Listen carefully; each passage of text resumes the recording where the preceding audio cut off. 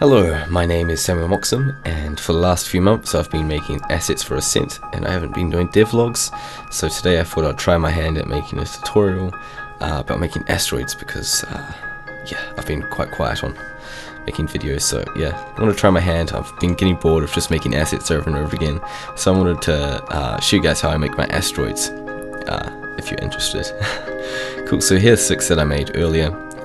They're low poly, and they look good. This is about the viewing distance that they're going to be in the game, so that's what they're designed for. If you get too close, you'll realize how distorted they are and how bad they look, but yeah, it's designed and they look great from this distance, which is where they're going to be.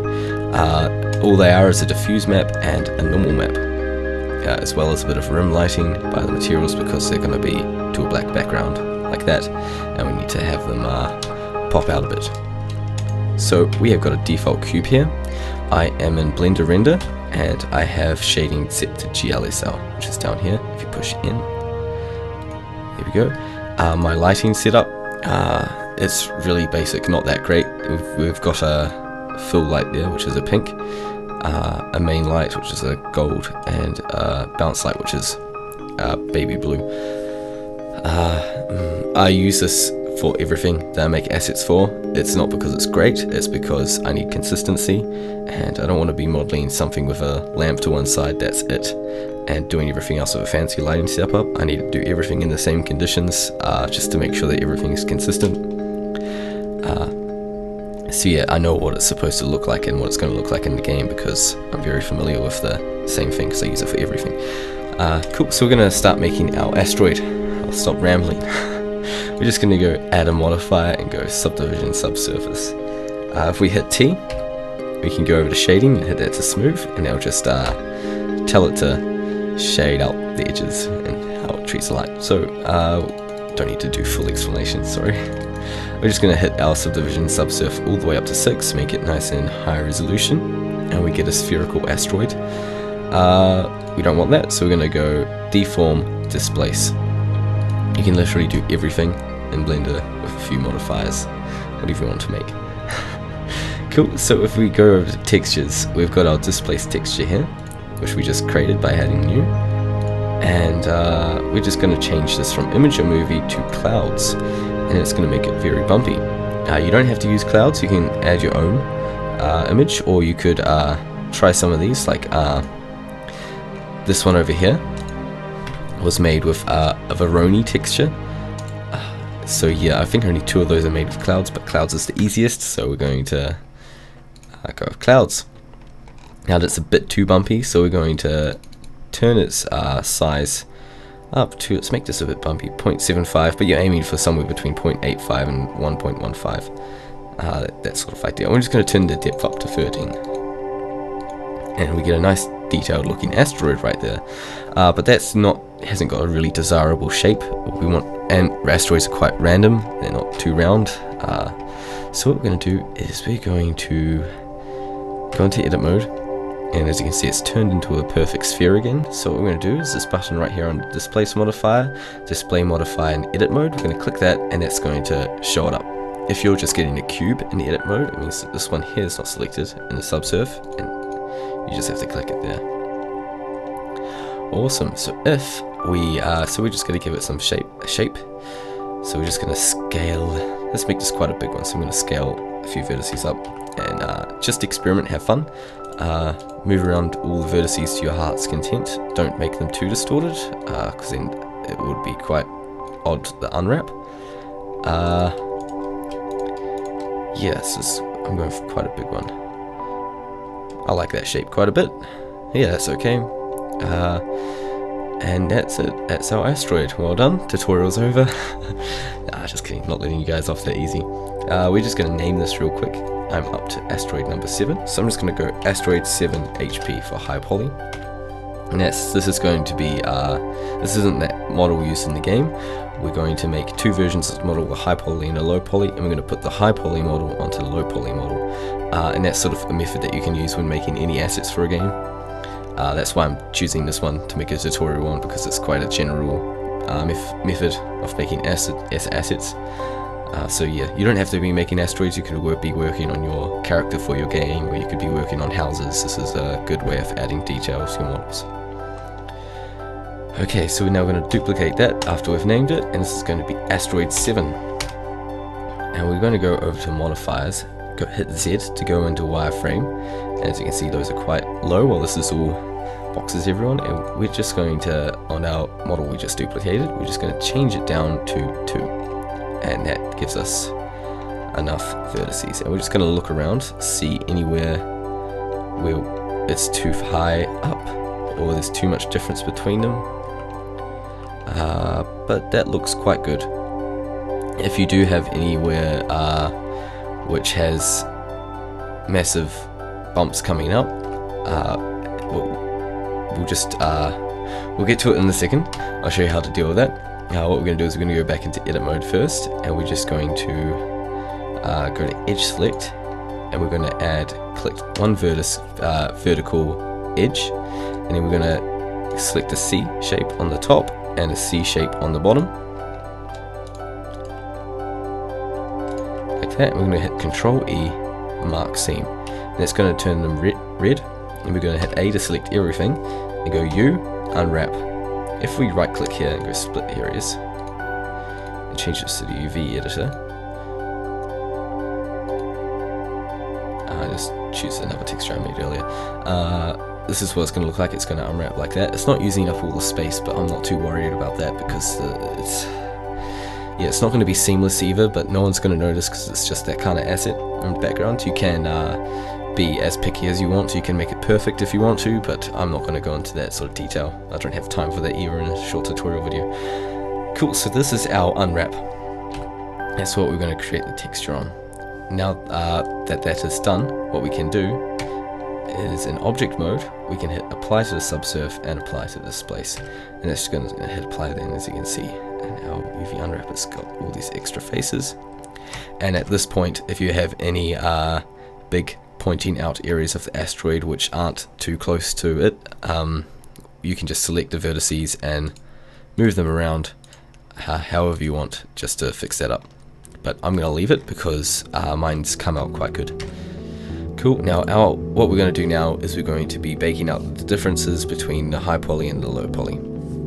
But to do that properly, we want to get our high poly as detailed as possible, just to get as much detail in there as possible. So I'm going to add another subdivision subsurf and knock it up to 2. And I'm just going to shift it to go before the displace modifier by hitting the arrow there. And as you can see, it's gone a lot bumpier. Now I was a bit cautious about doing this because with the camera recorder I didn't know how much poly it will handle, but it looks like it's doing fine, so I'm going to knock it up to 3. Usually I can get away with going up to 4 before it starts getting too laggy, but as you can see, it's going quite slow now. And that's 3. So we are now going to add a new texture, and this is going to be Asteroid 7 norm, and we're going to go for the 1K image. Now again, this is up to you. You can have, it's based on the screen space that you want it to take up in the game. If at any point the entire screen has only a portion of the asteroid on it, really close, you're definitely going to want to go up to about 2K, maybe even 4K, depending how big it is. And if it's that big and important, you actually probably want to split it up so that areas that aren't visible are actually not there in the game, but that's more to do with programming than this, so I'm not going to go into that. But 1K is fine for what we're making. And we're just going to go save image, textures, Asteroid 7 norm, cool, and we're just going to change it to a BMP, just so that it's a bit lossless. Cool, so now we've got to get our high poly, and we're going to select our low poly afterwards, and just double check that our low poly is, no it hasn't. In edit mode, we're just going to change. With all these UVs selected, we're just going to change it to Asteroid 7 so that the image is behind the UVs. And then what we're going to do is we're going to go over to Bake, and we're going to change it to Normals. This is at the bottom of the Render tab. We're going to hit Selected to Active, everything else we can leave, and we're just going to hit Bake. And what this is going to do is it's going to calculate the differences between our high poly and our low poly and turn it into an image. So this won't take too long. Okay, so there we have it. We have a really cool normal map. So what this does is it tells the light how to hit the object, where it should be shaded and where it should be bright, even though it's a low poly. So it's imitating the detail from the high poly. Okay, we've got one more texture to bake. We've got to make another one called Asteroid 7 AO, and we're going to bake the ambient occlusion. So to do this, we're going to have the high poly and the low poly selected again. In edit mode, as you can see, it's snapped back to this normal map. We're going to change that back to the AO.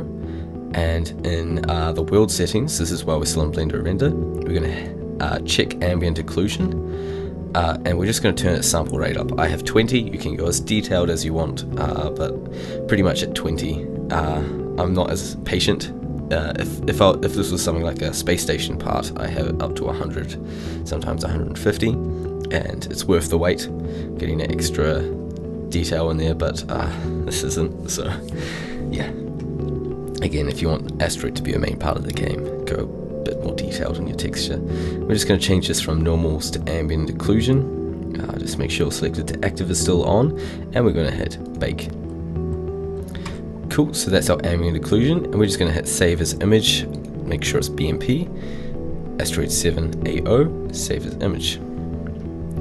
Cool, and that is us done with the high poly. So we're going to just hit M, and I'm going to move that to layer 4, because layer 2 and layer 3 are already filled with other asteroids, and pretty much there's so much polygons in those layers that if I load into it, the game Blender crashes. Cool, so if we hit Alt Z, we've got our low poly asteroid there. Looks a bit like those ones. We're going to hit new material, and we're going to go Asteroid 7. Just turn the intensity up. Cool, we'll leave everything else for now. And we're just going to go to textures and make a new texture. This is going to be Asteroid 7 Diffuse, and then Asteroid 7 Norm.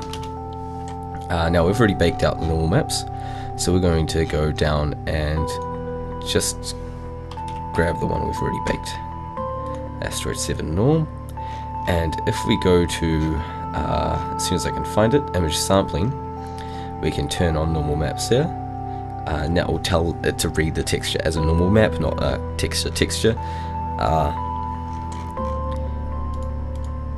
And if I hit normal, uncheck color, it should show up, but it's not.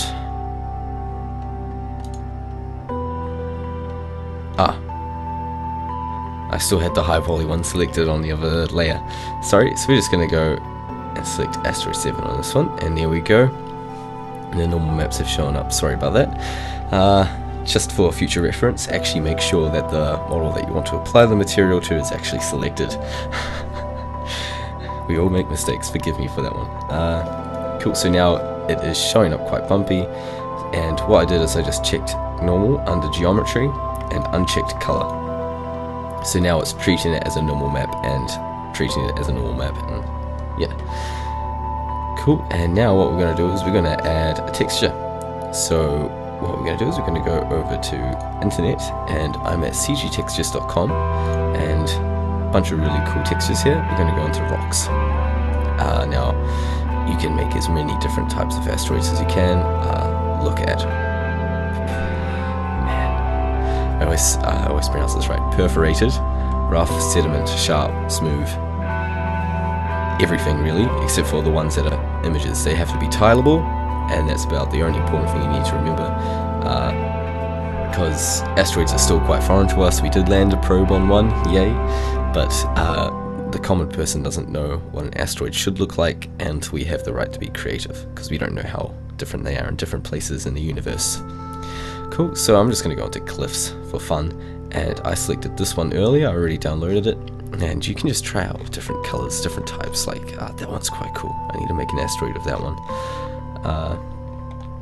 Cool, so I've already downloaded it. You now get to take your pick, and I'm just going to bring it up here. Here we go, that's it there. Open image. So yeah, that does not look pretty. We're just going to turn off the normal map just so we can get a good view of it. There we go. So the first problem is there are seams. We're going to ignore that though. I'm just trying to find, there's a seam right there. Seriously, when I'm zoomed out that far, you actually don't notice the seam. Yeah, if you zoom in, yeah, sure, but that's not where we're looking at it in the game, so I don't need to worry too much about it. But it is a big asteroid and it looks quite undetailed. So what we're going to do is, in the settings here, we're going to hit size. We're just going to turn the size up to 4, and what this is going to do is this is going to display the texture 4 times along the x-axis and 4 times along the y-axis. And as you can see, it's now tiled the texture over the asteroid, and that looks a lot better already. I'm going to knock it up to 5. Yeah, and that's quite a lot of detail right there. And we're going to hit new texture and go Asteroid 7 diffuse. Okay, hit tab. And we're just going to make sure that we're baking onto the diffuse map, and we're going to go over to render. I'm going to change the bake mode to textures, select it to active, and bake. And that's just going to turn it into an image that is going to match our normal map and our ambient occlusion map. Because now we have a problem. We have the normal map, which is based on our high poly, but also this texture has bumps on it as well. And it's not going to match up with our normal map, and it's going to look quite odd, is a good way of saying it, because the bumps aren't going to match up with the texture. So what we need to do is we need to work towards matching everything up together, which we'll be doing very shortly, right after I save this image as diffuse.bmp. Oh, I just hit cancel instead of save. There we go. Choice. So, yeah, as you can see, the bumps do not match up with the texture at all, but we can fix that thanks to GIMP. So what we have, just to summarize, we have an ambient occlusion map, a normal map, and a diffuse map. We're going to first do the normal map, and then we're going to do the diffuse map combined with the ambient occlusion map, so that we can get the bumps to match up with the texture of the texture itself. Cool. So in GIMP, and open up the file, textures. We've got Asteroid 7 down here. Oh, I think I forgot to save the normal map. Save as image. Cool, and now that should come up. There we go. And we're going to open GIMP, open the folder in front of it, and we're going to drag in the normal map, and then we're going to drag in the diffuse map. So, as you can see, the normal and the diffuse map do not line up at all. So we're going to go, now I think you have to download this from the GIMP website. I'm not sure if it comes in by default anymore, but if you go to filters, map, and normal map, it will generate a normal map based on the lightness and darkness of our texture. So here it is, and we're just going to turn the scale up to 4. If you don't have this in your GIMP, just go onto the website, it's open source, and just download it, and it will tell you how to install it, and done. I'm not sure about Photoshop, never used it, so you're on your own if you have to generate a normal map in Photoshop. Don't know if it's in there by default. So now we have a normal map based on our diffuse map, and we now have to combine these. So selecting our normal map, we can then go and change its mode to overlay. And as you can see now, what it's done is it actually summarized our two normal maps together. Sorry, I can't remember if it's screen or overlay. Let me just try screen first. No, it was definitely overlay. Cool, and yeah, there we go. And we can show you what it looks like with the other one on top.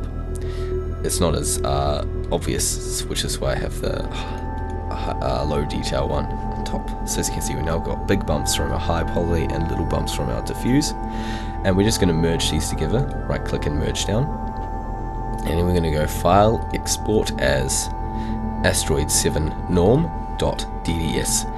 Now I think you have to download the DDS format from GIMP as well, but it's open source, so you can just grab it from there. It will tell you how to install it, and boom, you're done. The thing with DDS though is it is a format for games, but you have to make sure that your texture sizes are at a multiple of 2, so L is 1024 by 1024, and yeah, and it's always got to be in one layer. You can't export multiple layer images. Well, you can, but not with the format that we're going to use. So there we go, export, and now it's going to come up with our compression type. We're going to go for DXT1, and we're going to generate mipmaps. And what mipmaps does is it'll save the image, but it'll also save inside that image file. It will save a version which is 512 by 512, 256, 128, 64, 32, 16, 842, and 1 pixel by 1 pixel. And what Blender does is it takes the image relative to the screen space that the object's taking up, and that's what it projects as the image size inside the image. So if it's really far away, it won't be a 1024 by 1024 image on there. It'll be a 2 pixel by 2 pixel image, so it saves the computer from having to calculate too much. So export, and that's done. Now we can make a new texture. What did I do? Make a new 102 by 4 by 124, and we're now going to do our ambient occlusion and our diffuse map. Just delete the background there. So as you can see, we've now got our ambient occlusion on top of that, and to make it affect the image, we're just going to change it to multiply, and this is just going to put all those white and blacks onto the image. I don't know how to explain that, sorry. But of course that's now really dark, and we don't want it being that dark, so we're going to go to colors, and we're going to go to levels. And as you can see, most of the image black, so we've got a big black there. I'm just going to expand this out so you guys can see. And this is actually where all our values are. They're right in the middle with grays. So what we want to do is I can't find a place to put this where you guys can see the image. So I'm going to make it small again. And we're just going to bring the white right over to the edge of the grey bump here. And then we're going to move the black up. But as you can see, now we're getting quite a lot of hard lines where it goes black to white quite quickly. So look at it like that, see how we're going to change it. So we're going to bring our black down, and we're actually going to tweak around with this grey one. So here we go, bringing the grey one up a bit. As you can see, we're getting some quite prominent caves and different bumps in there in our texture map. And here we go. So now we've summarized the normal maps and the diffuse map, so they should look more natural.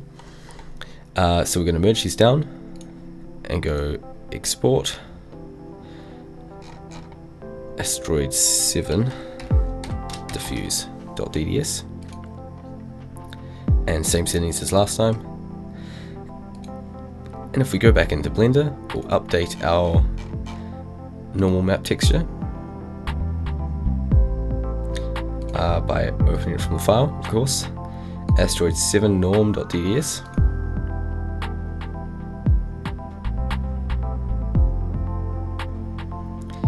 And then we'll go over to our diffuse, and we're going to update that with Asteroid 7 diffuse.dds.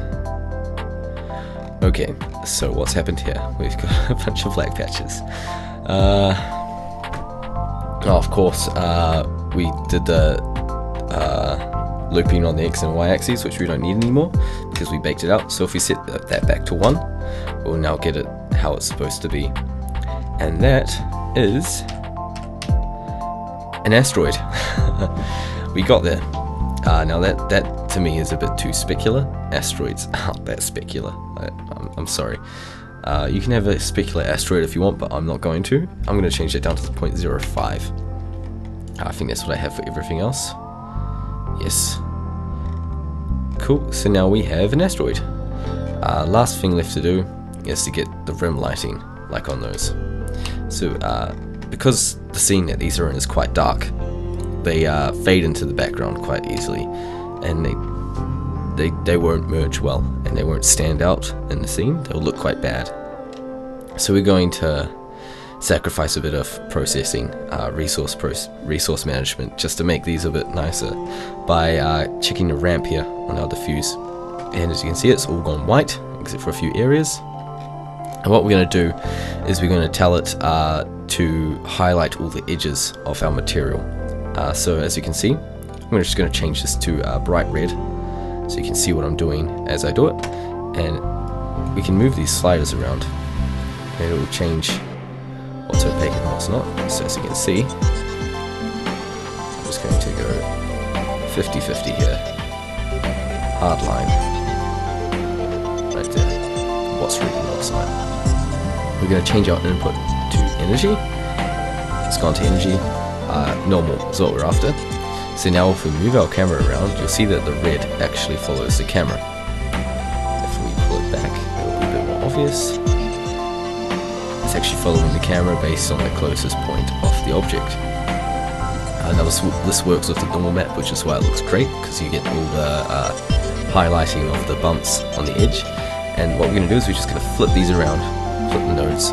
So the red is on the left, and the opaque is on the right. As you can see, we're now getting a red area around the edge of our asteroid. Now, let's not have a red asteroid. Let's find a color suitable. The black one I'm just going to move to 0.65. We can leave that the opaque one rather. And we're just going to find a color suitable. So I'm just going to go back to white as a starting point. White 111. There we go. Cool. And because this is a dark grey, we want to match it with the colour of the texture, so it's not that obvious, but it is lighting up the edges. So we're going to move it over to get a bit of a golden colour right there. We're just going to bring this down an opacity bit. There we go. Maybe that's a bit too dark. It's a bit too brown as well. Let's make it a bit more green in there. There we go. Make it a bit lighter. Too much green.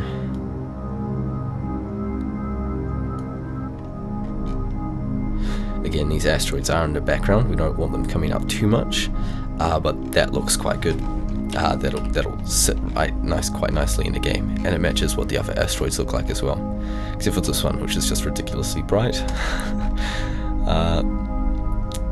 And there we go. That is the end of our tutorial. That is an asteroid. Now, you don't have to make asteroids. This applies for everything you want to make for the game. And looking at this now, my edges are still too rough. I'm actually just going to go straight grey. That looks cool, but that's not what we're after. Yeah, that's a bit better. So yeah, I mean, you can make rocks for the ground. Don't want this much detail on rocks, but maybe if you go for a 64 by 64 image and turn the subsurf down to 1, you've got a really good rock for your game. But yeah, this applies for everything. I mean, make 2 versions of every model you make, high poly or low poly, and then you can bake on the differences, and it just adds so much detail. Cool, so that's us for the tutorial. I'd like to see what you make, so I'll put an email in the description where you can send me stuff. Yay. Yeah, support the game. I should be finished making the model soon, and then I'm back into programming, getting it all implemented, which should be quite cool.